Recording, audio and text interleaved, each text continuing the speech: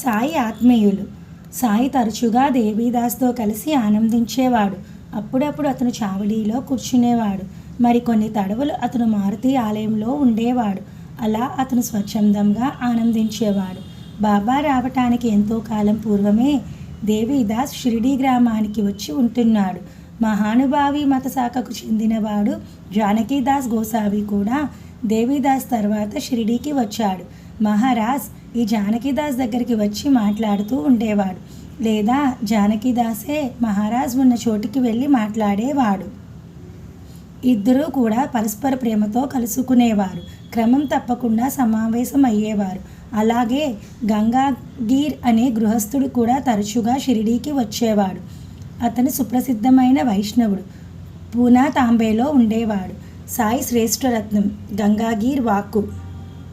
సాయి 2 చేతులతో మట్టి కుండల్లో బావి నుండి నీరు తెచ్చేవాడు. అది చూసి బువా గంగాగీర్ స్పష్టంగా ఈ షిరిడీ ధన్యం, మరెంతో భాగ్యవంతం, ఈ శ్రేష్ఠరత్నాన్ని ఇది పొందింది అని చెప్పాడు. ఈరోజు ఇతను తన భుజస్కంధాలపై నీటి కుండలను మోస్తున్నాడు. కానీ ఇతను సామాన్యుడు కాదు. ఈ నేల చేసుకున్న అపార పుణ్యం కొద్దీ ఇతను ఇక్కడికి వచ్చాడు అని వివరించాడు. అలాగే ఆనందనాథుడనే ప్రఖ్యాత సాధువు ఏవలా గ్రామంలో ఒక మఠాన్ని నిర్మించుకున్నాడు. షిరిడీ వాసులతో కలిసి అతను ఒకసారి షిరిడీ వచ్చాడు. సాయి వజ్రం ఆనందనాథ వామ్ని. మహాపురుషులైన అక్కల్కోట్ మహారాజ్ శిష్యుడు ఈ ఆనందనాథుడు. అతను సాయిని చూసి ఇతను వజ్రం, అతి విలక్షణ వజ్రం అన్నాడు. నేడితను చెత్త కుప్పలో అణిగిమణిగి మట్టిలో మాణిక్యంలా కూరుకుపోయి ఉండవచ్చు, కానీ ఇతను నిస్సందేహంగా వజ్రమే, గాజుముక్క కాదు అని చెప్పాడు. బాబా ఇంకా తరుణ వయసులో ఉన్నప్పుడు ఆనందనాథుడు అన్న మాటలు ఇవి సుమా. సాయి పూదోటను పెంచుట. ఆ రోజుల్లో సాయి జుట్టును బాగా పెంచుకునేవాడు. క్షౌరం చేయించుకునేవాడు కాదు.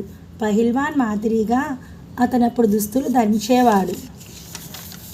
అప్పుడు అతనికి తరుణ వయసు. అతను రహతాకు వెళ్ళినప్పుడల్లా తిరుగు ప్రయాణంలో మల్లె, చామంతి మొదలైన పూల మొక్కలను పట్టుకొని వచ్చేవాడు. ఖాళీ స్థలాల్లో వాటిని స్వయంగా నాటేవాడు. అంతేకాదు, క్రమం తప్పకుండా వాటికి నీరు కూడా తానే పోసేవాడు. వామం తాత్య అతని భక్తుడు. అతను సాయికి 2 కాల్చని పచ్చి మట్టి కుండలను ప్రతిరోజు ఇచ్చేవాడు. వాటితో బాబా స్వయంగా ఆ పూల మొక్కలకు నీరు పోసేవాడు.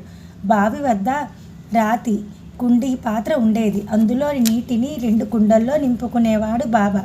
తర్వాత వాటిని భుజాలకెత్తుకొని చెట్టుకు నీరు పట్టేవాడు. సూర్యుడు అస్తమించగానే ఆ కుండలను వేప చెట్టు క్రింద పెట్టేవాడు. వాటిని అక్కడ పెట్టగానే వెంటనే అవి వాటంతటా అవి పగిలిపోయేవి. మరునాటి ఉదయం తాత్య మరి 2 కొత్త కుండలను తెచ్చి అతనికి ఇచ్చేవాడు. పచ్చి కుండలను చక్కగా బాగా కాలిస్తే అవి గట్టి పడతాయి, చాలా కాలం వరకు పనికి వస్తాయి. కానీ బాబా పచ్చి కుండలనే తీసుకునేవాడు. అలా కుమ్మరి కుండలను బట్టీలో కాల్చకుండానే అమ్ముకోగలిగేవాడు.